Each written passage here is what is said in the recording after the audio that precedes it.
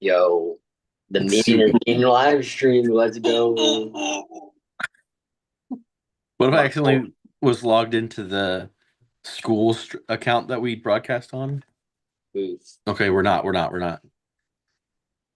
That would be hilarious.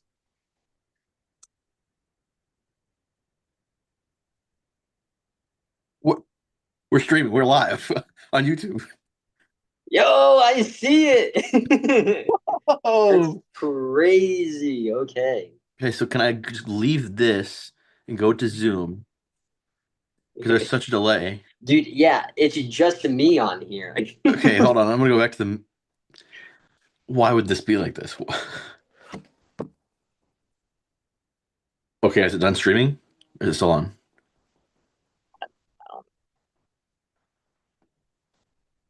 It looks like it's still on. There was like a massive delay, and it was that was the only thing that was on my screen. I couldn't go back to the original thing. I see you on there now. It's still going. As of right now, yes. Hmm. All right. Well, I don't understand. Yeah, Hold on. I'm gonna go. I don't know either. Let's go. Hold on. I'm gonna go promote this. Gotta go. Can I see that I'm live here somewhere? What if you my library? View channel. Videos. I can't see that I'm live right now. The hell? This would be crazy if like mine continued and like yours didn't. Yeah, Or I'm gonna try switching accounts.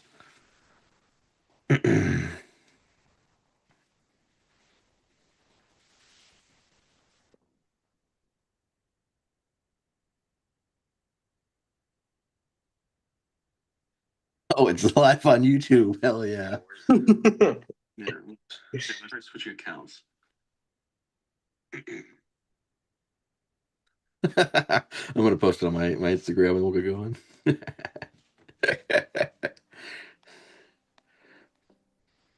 let's get it. We can get people saying slurs in the chat. Let's go. Oh, if I'm live. I don't have to say that right now. Uh, This is a slippery slope we've never been on. Hold on. and no bloopers, man. It's Yeah, just this is straight live. one We're live. take, I gotta man. make sure none of my students are following me real quick. Yikes. Let's go ahead and can I remove them as a follower?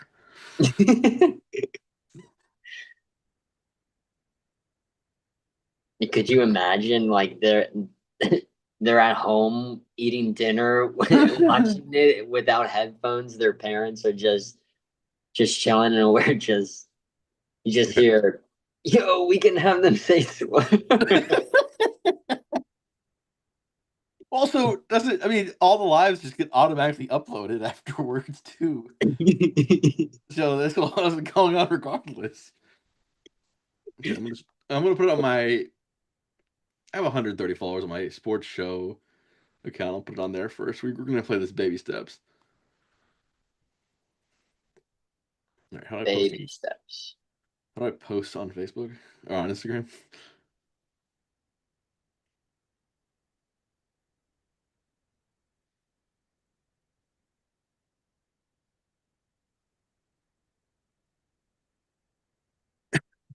This is funny.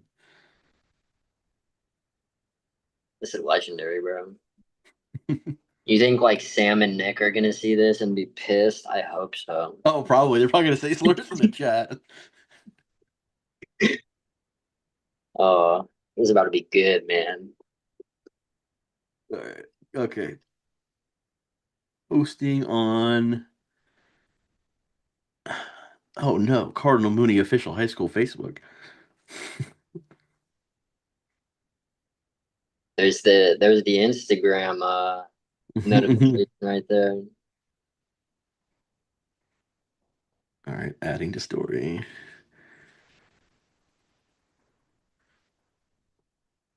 Okay. Now switching. Gonna add to my story.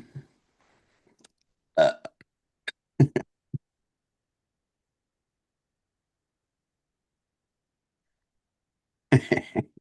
I would do it, but actually, let's see. I'm not on. I'm on my phone, so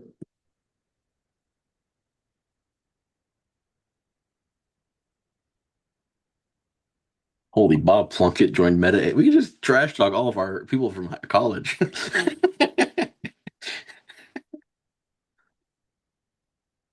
two people watching. Let's go. I think they're me and you. I think that's that's what it is. To go back to the YouTube. One's you for sure. Yeah, yeah. I got the chat ready to go in Oh, we case. got 0 XP. What the hell? All right, whatever. This is awesome. This is hilarious. All right, well, I don't think it posts automatically, so we can also go back and cut it and then re-upload Yeah. it. All right. You want to start your intro? Yeah, I'll do All right, what's up, everybody? Cody Porter, Alex Minsler. We are here. We're live on YouTube right now. Oh, Alex's phone just dropped. Crazy. He's on PlayStation right now, too. Oh, it's falling again. We're live. We're talking about sports because, why not? What else is there to do? There's been a brief hiatus on the Cody Porter Sports Show, and why not come back in? Why not talk some sports right now? It's a busy time. Football is winding down. And it's winding down. It's also heating up when you think about it when it comes to the transfer portal, all that good stuff. So, first, Alex, let's go ahead and jump right in. Let's talk college football. Let's talk college football playoffs. Obviously, we have the national championship coming up. Miami taking on Indiana. Indiana's an 8.5 point favorite. This game is being played in Miami at Miami's home stadium. They will be the designated road team. I also assume there's a pretty good chance that Indiana will have more fans at the game than Miami will, as they did in Atlanta in their last game. Alex, why don't you go ahead, start us off? I assume I know your pick, but just give me your pick and give me, your preview of the national championship, how we got here, all that good stuff. Yeah, so you both look at these teams, you look for a common opponent to kind of do some quick analysis on them. They both recently played Ohio State. Big fan. Indiana, Ohio State was a very low scoring game. Same with Miami. Both of these defenses are incredible. The D line for Miami, amazing. They try and have the quarterback throw downfield throws to the outside. Question is Mendoza going to be able to complete these passes? I think Indiana's wide receivers are very good. I think they'll be able to make the contested catches. Um, I think on the other side of the ball, Malachi Tony, game changer, X factor for Miami.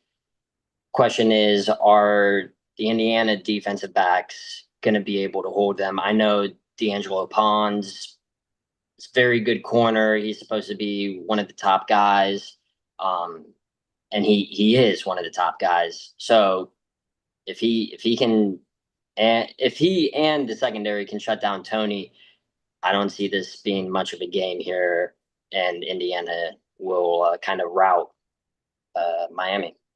Yeah, I think Miami had two big reasons why it won against Ole Miss. I mean, it was a close game, good game. It was a 4 point game.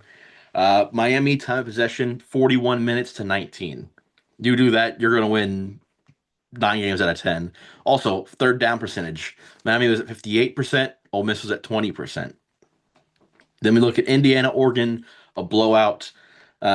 Turnovers were 3-0 in favor of Indiana. They start with the pick six in the first play of the game by Pons. Rushing, Indiana had 185 to Oregon's 93. And then, I mean, it was over at halftime. First half drives, Oregon went pick six, touchdown, punt, fumble, missed field goal. I mean, that's a montage of errors. And then Indiana's first half drives, touchdown, punt, touchdown, touchdown, touchdown. Game over. It's as simple as that. So when it comes into the national championship, the question is really, I think everyone's asking this, how does Miami win? I mean, they're over a touchdown dog at home. All right.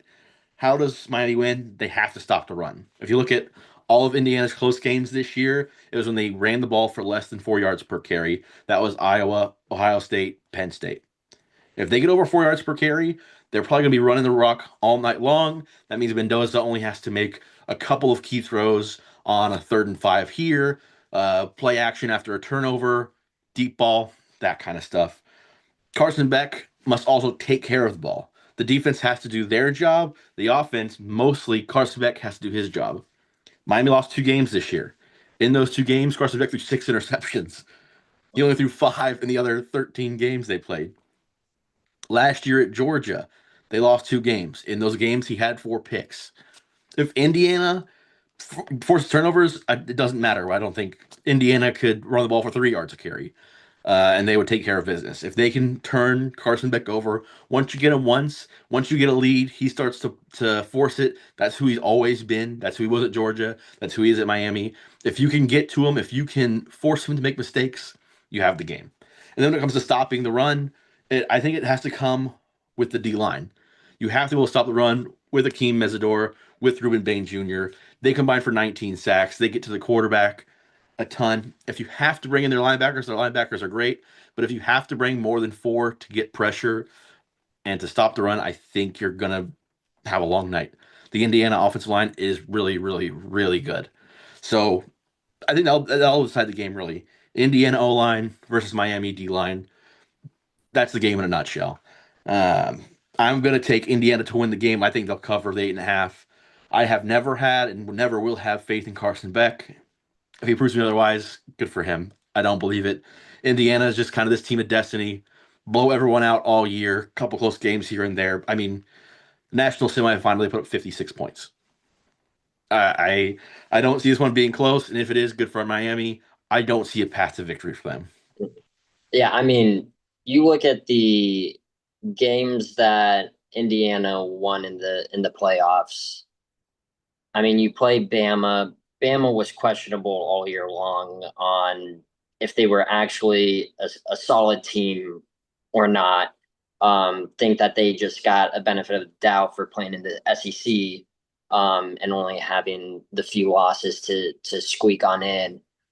But and then you play Oregon, which everyone says it's hard to beat a team twice, and you beat them in their home stadium and then come back and you absolutely destroy them in the playoffs. I mean, Signetti right now is just one of the top 5 coaches in college football. Like you just got to rock with him. Um, and I don't trust Cristobal either. So yeah, Indiana definitely covers this game. Yeah, I think especially look at that coaching matchup, and you just see obviously Cristobal. They've won a lot of games.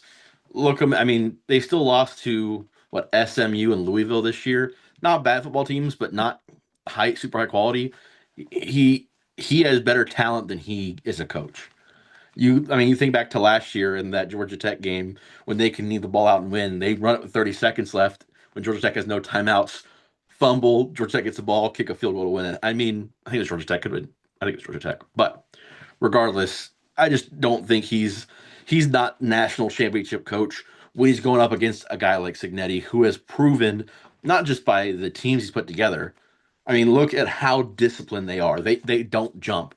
When a team is clearly trying to get them to jump, they do not. All right, they're not falling for fakes, all this stuff. They're locked in. He's a fantastic coach, and I just think everything points to Indiana being a national champion this year. Yep. All right, let's go ahead and stay with college football here before going over to the NFL. Let's go into the transfer portal now. Obviously, I think every college football fan has some sort of problem with the portal, whether it be, how many times a guy can go in when it opens. I think just about everyone has a problem with the schedule, and that's the schedule with both the college football playoff and the transfer portal. Regardless, I think personally, I'd like to see us go back to that anytime one transfer rule. Yep. You can transfer, you get one free one anywhere, no problem. Then there's a couple other, contingencies. If your head coach leaves, you get another one. Sure. If your position coach leaves, you get another one. Sure. Other than that, you've already moved once. You're getting paid now. You're getting these contracts. You're signing contracts with schools, with companies, collectives, all this stuff. We don't need TJ Finley going to Incarnate Word for year number 7 or wherever. I think it was. I don't know if it was that's where it was, but year number 7, your school number 7 is crazy. I mean, we have year 7s now. We have people that are playing college until they're 27 years old. But we can't have 7 schools. I mean, you commit somewhere, you decide, okay, I want to go somewhere else, whether it be to chase a bag, whether it be because you don't like where you're at, whatever it is, you transfer, sure, cool, you have that prerogative. All right, you transferred. Now stick it out. If you want to transfer again, sit out a year. All right, you've already made the decision to leave. And like I said, your coach gets fired, goes gets a new job, retires. Sure, that's you came to school for him. You can leave now. Same thing. Position coach, they get fired, they get another job. Sure, you can leave then. Other than that, I don't like seeing, guys. I mean, there's literally going to be people that are going to play college for 4 or 5 years and play with a different team every single year. Yep.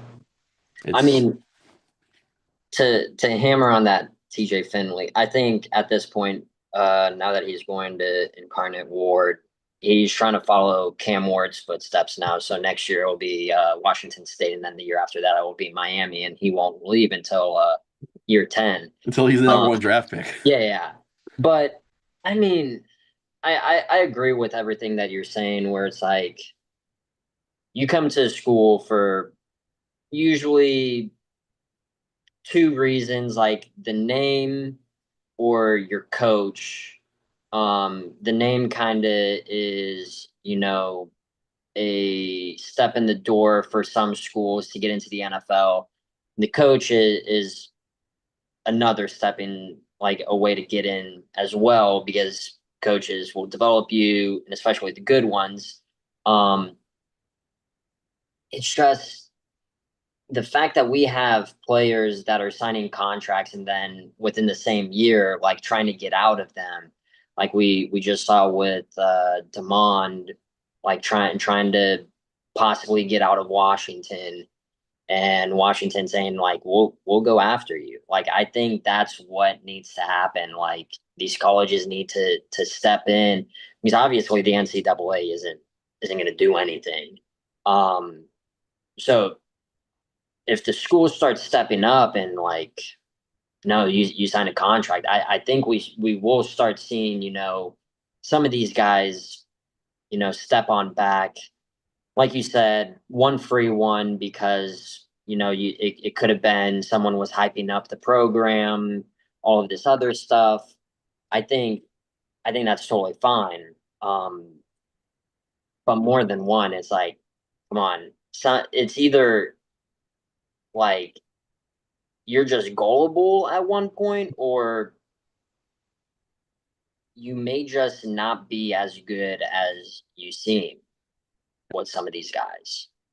So Let's get into the actual players here. Of course, kind of piggybacking off that Demond Williams, Sam Levitt transferring from Arizona State to LSU. Obviously, a year ago with Cam Scatterbo is in the college football playoff. Is like a player or two away from beating Texas and moving on in the CFP. yep, This year doesn't go that way. He's transferring to LSU. It appears as if while he's on that visit to LSU, Lane Kiffin makes the call to Demond Williams to get him to transfer, which is crazy. And Levitt still ends up committing. Okay, whatever. Uh, Other guys, you got Sorsby coming from Cincinnati to Texas Tech. We talked about earlier, and you can kind of just go off on it. I mean, there was clear lack in what Baron Morton could do against actual teams. The best team they played all year was BYU, and people thought, oh, maybe BYU should still be in. All they lost to was Texas Tech. Baron Morton is just not a CFP competing quarterback. nope. I think Sorsby's better, but I mean, how big of a step is that? It really is that in the right direction for them? Yeah, I don't.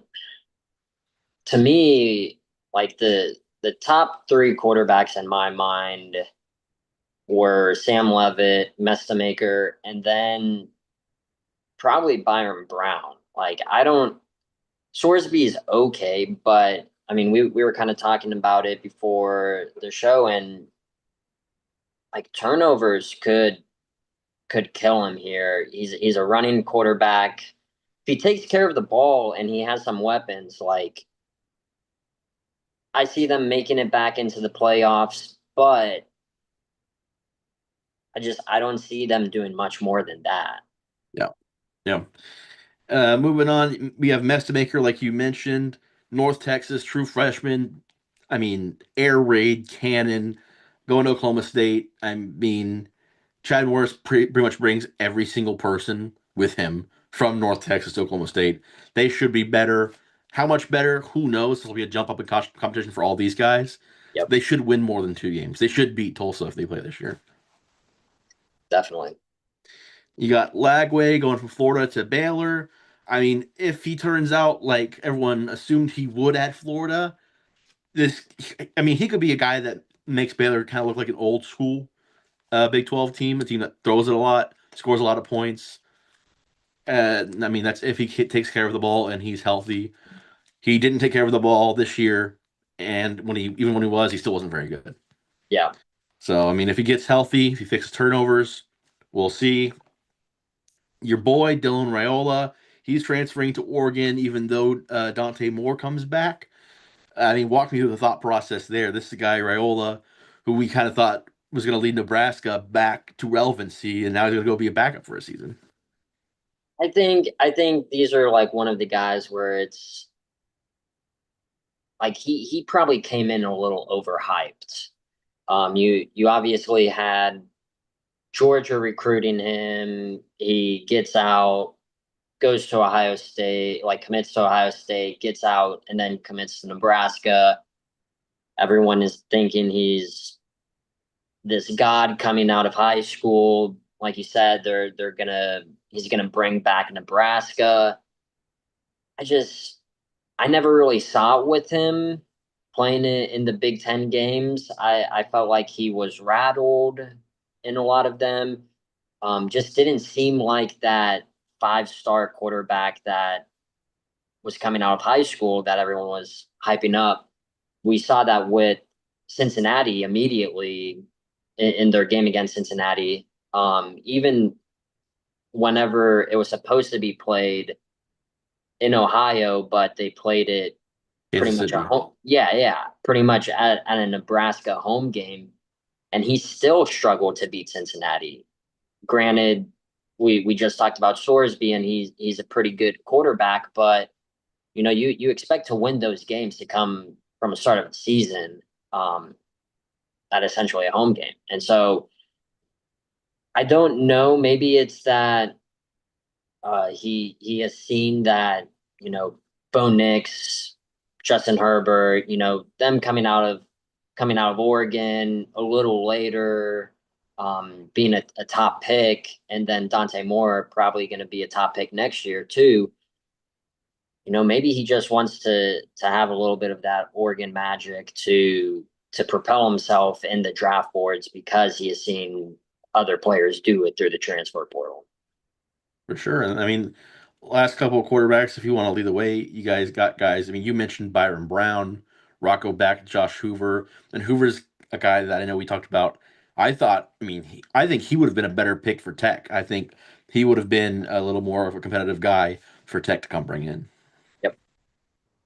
Uh, Other players, obviously quarterbacks, the big one. I also Louisville. I think Brom's a good developer of quarterbacks. Louisville, it's not a sexy school, not a big brand, big name, always competitive. They got Lincoln Kienholz from Ohio State. Yep. I thought a guy that needs work, someone like a DJ Lagway, a Dylan Raiola, one of those guys would go to Louisville. Not only still compete, but also get a really really good developing coach because there's guys that are like that obviously coming into college they were expected to be high NFL draft picks. It doesn't look as great right now. So you want to go somewhere where you can be developed. And Louisville, I think, is a place like that. But they end up with Kienholz. I don't know anything about him. You might know more about him. I think was he the backup this year, third string? Yeah, I mean he has always been like third string for Ohio State. Everyone has, I don't know a ton about him through high school. Didn't do a ton of research because he never really got an opportunity to show his stuff. But a lot of people hyped him up, wanted to see him, compete with Julian Sayin, compete with uh Devin Brown and Kyle McCord whenever they were starting a couple of seasons back. Like I think he's going to be pretty decent. I mean, obviously Ryan Day knows his offensive weapons, and especially quarterback. With having C.J. Stroud, Justin Fields, guys like that. You're not just going to go out and pick a random quarterback that you don't believe in. And so I think it's a great pickup for Louisville. I think it puts them back to being in the middle of the pack there. And so definitely a great pickup for Brom going forward. Yeah. Running backs, Hollywood Smothers, NC State to Texas. Caleb Hawkins follows Messmaker, North Texas to Oklahoma State. Justin Haynes, originally an Alabama guy, goes to Michigan, now at Georgia Tech. He's a good running back. I don't know what the answer is going to be at quarterback for Georgia Tech. Obviously, they had a good year this year. Haynes King, absolute dog. He graduates. His backup, Philo, he's going to Florida. Justin Haynes going to Georgia Tech. I don't know who the quarterback will be, but they should have a solid run game behind him. Yeah, I mean, and then we also have it was kind of shocked to see Trey Wisner from Texas Yeah. opting out. I felt like, with everyone, starting to get their momentum there at the end of the year for Texas, I figured that most people that, you know, weren't seniors or, high draft pick juniors, would definitely be coming back because I felt like they started to get hot, they started to get their momentum, and like it looks like they are definitely a playoff team for next year and competing for a championship. Yeah. I mean, you look at the Arch Manning that played in that bowl game against Michigan. He ran the mess out of the ball. I mean, Yep. lower and shoulder, making people miss, taking off. He looked good every facet of the game. I mean, compare that, and don't even compare it to Ohio State because I mean the field wasn't good anyway. Yeah. But let's say it's Ohio State first game, road game. I mean, the second week against San Jose State or whoever they played, a couple of G5 teams that weren't good anyway at home, and he didn't look great. Yeah. Compare that to the Michigan tape. Obviously, they were going through stuff. Sharon Moore, whatever. But he looked really, really good in that game. Yeah. And so, yeah, that departure is shocking, and also him going to Florida State of all places. Which, I mean, who's Florida State's quarterback next year? Ashton Daniels from Auburn. Auburn. I guess I I mean, didn't even know that. Mike Norvell's gone. I don't. I mean, I think he's getting 5 or 4 seasons over next year. They're just not going to be good again. Yeah. There's no way. Other guys, you got Cam Coleman. I mean, Auburn's top two guys. Cam Coleman goes to Texas. That'll be a nice weapon for Arch. Yep. Singleton, he goes from Auburn to Florida. Isaiah Horton goes from Alabama to A&M. And then Arizona State gets two top four receivers. And these ratings I'm going on are based off 24/7 Sports. Two top four receivers in Omarion Miller from Colorado, Reed Harris from Boston College.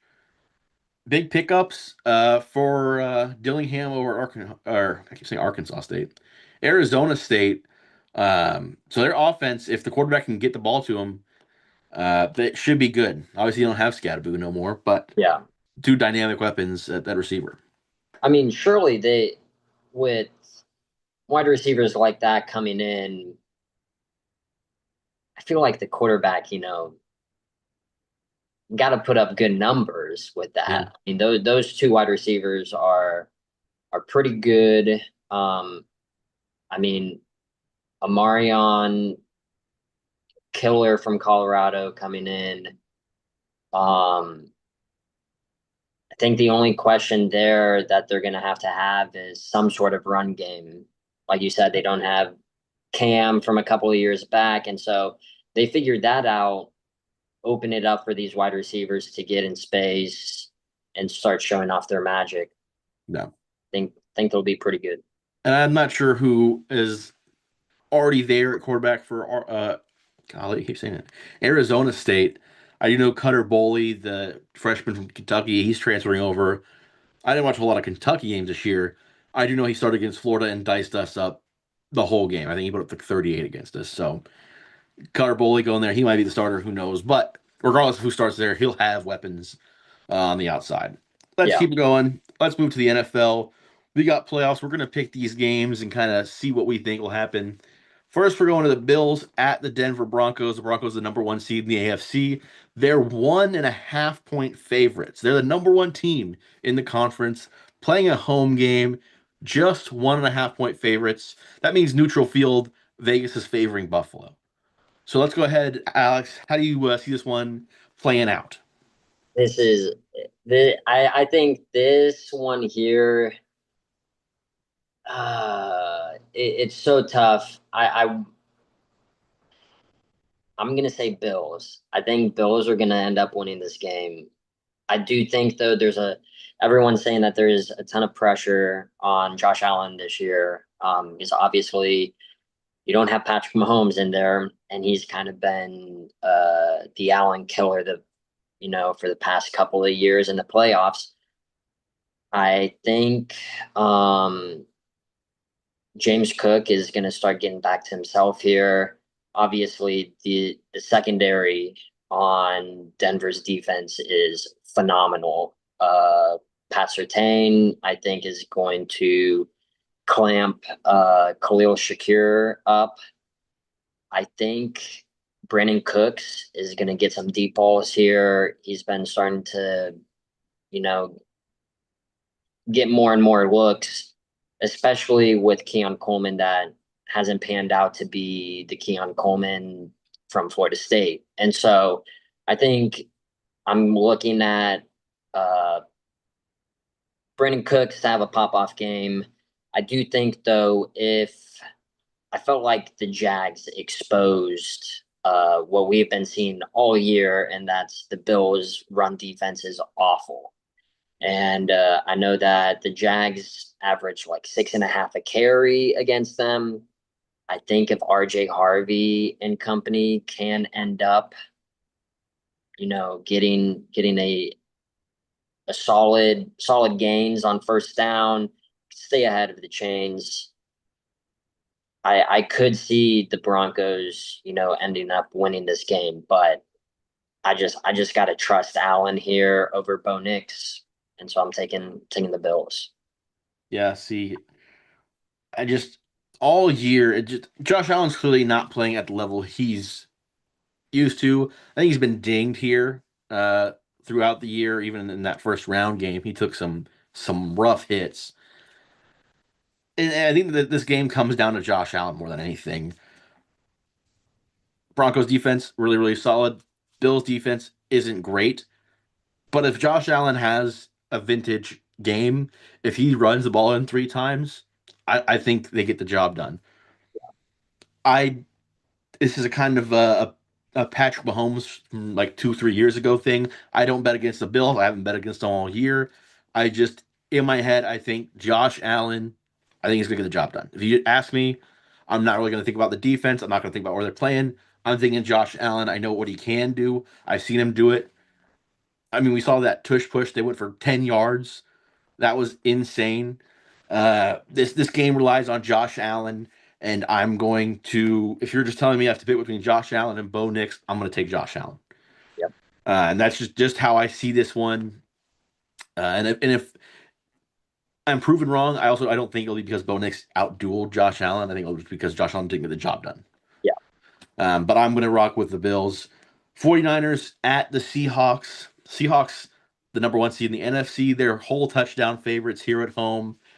Niners, I mean, look, they beat a good team. The Eagles, kind of regardless of the shortcomings that are still obvious, they are a good team.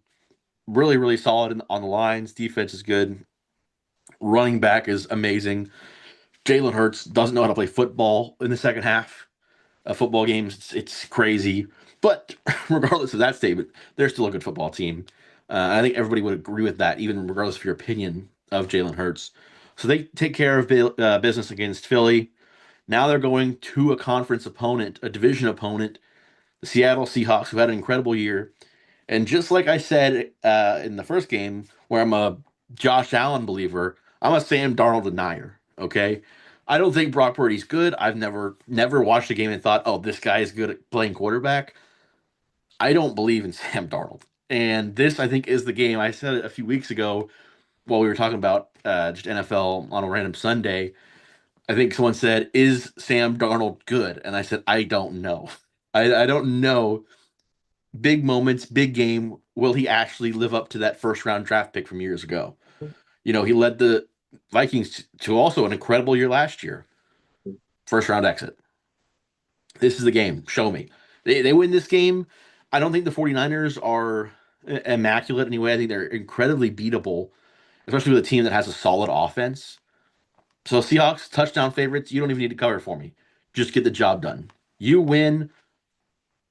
You win. Then I think you're my pick coming out of the NFC. If you just prove to me, Sam Darnold, you can show up, you can play in the bright lights, I'll ride with you. But this is the game where I want him to prove it. Yeah, I mean, I don't have a ton of faith in Sam Darnold either, but the injuries have absolutely killed the 49ers here. You don't have Fred Warner, you don't have Nick Bosa, you don't have George Kittle. I mean, Brandon Ayuk, like who's going to be your wide receiver one this week? I mean, you Yeah, have to is Pearsall healthy? He misses yeah, every other game. yeah, Ricky he continues to stay questionable every single week. He just I don't know if it's you know actual injuries or what. Um, Demarcus Robinson last week had a crazy game. Huge game. Um, I mean, we saw these two teams play 2 weeks ago. I don't see a reason why the outcome is going to change, especially whenever you lose probably your number one target for Brock Purdy. CMC obviously is going to get his points and everything like that. I don't know if I can put my trust in the other supporting cast for Brock Purdy and CMC. Also, if the defense for San Francisco can stop the run, that is what killed them the last time they played. Kenneth Walker and Charbonnet, I think both went for at least over 90 yards. I don't know if they both went for both 100. I'm trusting the Seahawks here, even though I don't trust Darnold. I trust everyone else on that team, and so All right, yep, we'll move on. I'm gonna actually switch on the second day on Sunday. I want to go to the other NFC game, Rams Bears. When I looked, you know, playoffs started, the Rams were my pick coming out of the NFC. They're 3.5 point favorites at the Bears. I don't think the Bears should have won last week. I think the Packers blew that game, but also the Rams looked more beatable than I thought they would last week. I think that game was way too close. I don't think. I mean, I think they should have covered. They were 10 point favorites yep, against the Panthers, and they just let them go, let them go, let them go. And so I think that's also why this line is so close. I think if that Panther game was 34-21 instead of 34-31, this line would be a touchdown or more. But we're at 3.5. It's at the Bears. It'll be a great environment. It was last week. Caleb Williams made some big time throws for sure in that game. I still don't think they should have won it. I'm still going to ride with the Rams. I think they're the better team, better coached. I mean, Ben Johnson goes for on literally every single fourth down. It's crazy. I just don't see where you're gonna pick your spots and say the Bears are going to win this game. Even with Stafford, maybe a little dinged up, we know that he can play through pretty much anything. He's Superman. All yeah, right. I'm going to take the Rams. Rams Seahawks NFC title game. That sounds like points. That sounds intriguing. That interests me. yeah. I mean, yeah, I one of my talking points here, for the Rams and Panthers was does this result worry you going forward because of the struggle that they had against the Panthers. I mean, offense isn't amazing, and they didn't even use Rico Dowdle at all during that. And so you have Bryce Young keeping them in that game, and we've seen for the couple years he's been in there, he hasn't been amazing. And so if he's able to move the ball on your defense, then I am very scared on Caleb Williams moving the ball with Roma Dunze. Granted, he may not be the healthiest, but he's still playing. DJ Moore, you have two solid running backs back there. You have an emerging young tight end coming in. And then also you have an X factor in Luther Burden too. And so definitely scares me there. I do think, however, the Rams do have a better offense here. I think it's going to be a high scoring game. I think both teams are going to score over 30 points. And because of that, I got to trust Puka and Devontae Adams and Kyron. So I'm going to go rock with the Rams as well here. Yeah, so you mentioned high scoring. It is the highest line of the weekend, 48.5 for the over under. Let's go on to the earlier Sunday game that has the lowest over under on the slate, and that's the Texans at the Patriots. That's a total of 40.5 and a 3-point spread in favor of the home team, New England. And if we're basing their offenses over there based on the other team's defenses, and we're looking at the way New England's offense played last week, this could be a 3-6 killer. All right. We know the Texans' defense is legit. I mean, they have 11 dogs out there ready to tackle anyone at any moment, at any point on the field. They dog walk the Steelers. Then you have the Patriots. Their offense didn't look good. They also, I think they hurried Justin Herbert like 30 times. Every time Herbert had the ball, he was getting hurried, which is just. I know the Chargers' offensive line is banged up pretty Yeah. bad, but the defense was good.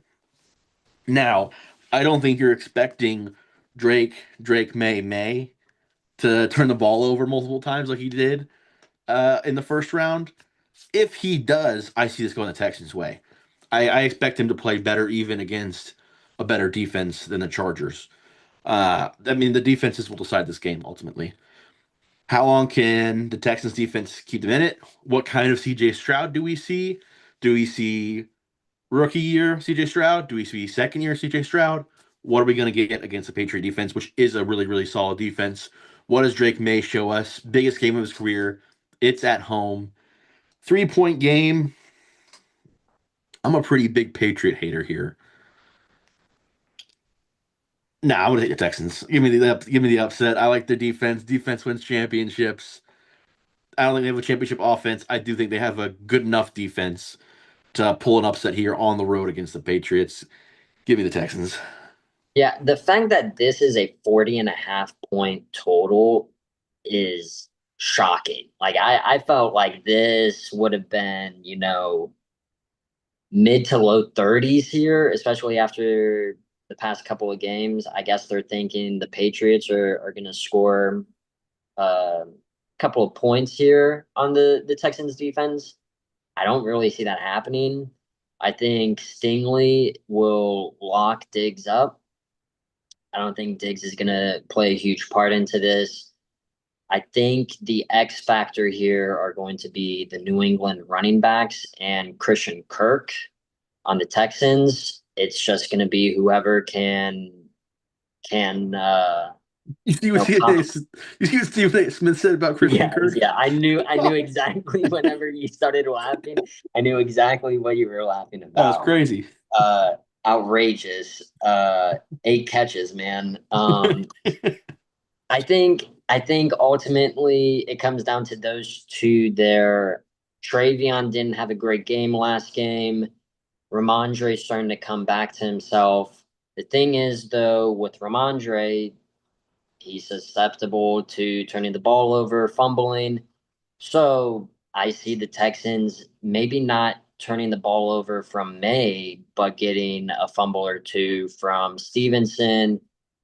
ultimately setting up some decent field position for Stroud to get a couple of yards. I don't think necessarily Nico will play a huge part either. I think wide receiver ones, I like the cornerbacks are just insane for both teams. You have Christian Gonzalez on the Patriots.